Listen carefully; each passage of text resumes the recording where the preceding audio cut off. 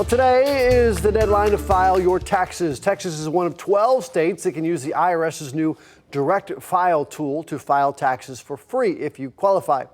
The site allows you to file federal tax returns directly through the IRS instead of using a commercial company like TurboTax.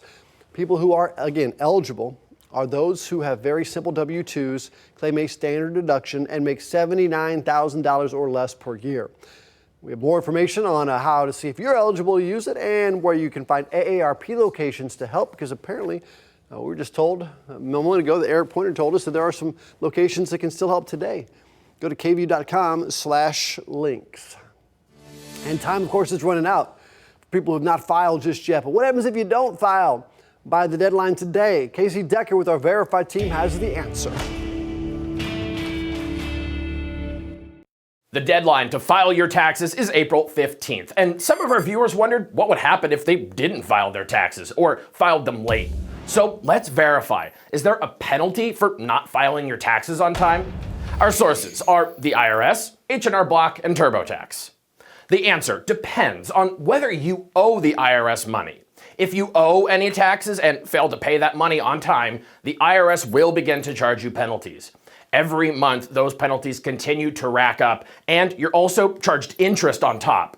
Then, if you not only fail to pay on time, but also fail to file your return on time, they charge an additional penalty, which also grows over time and also accumulates interest.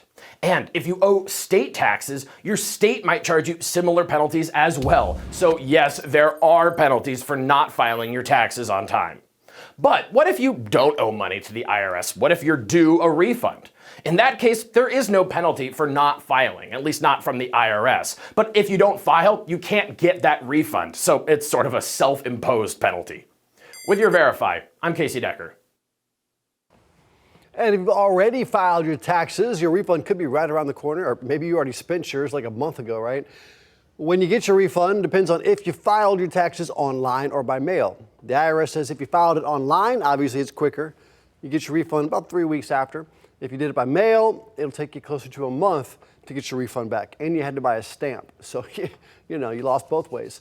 You can track your refund through the IRS's online Where Is My Refund tool.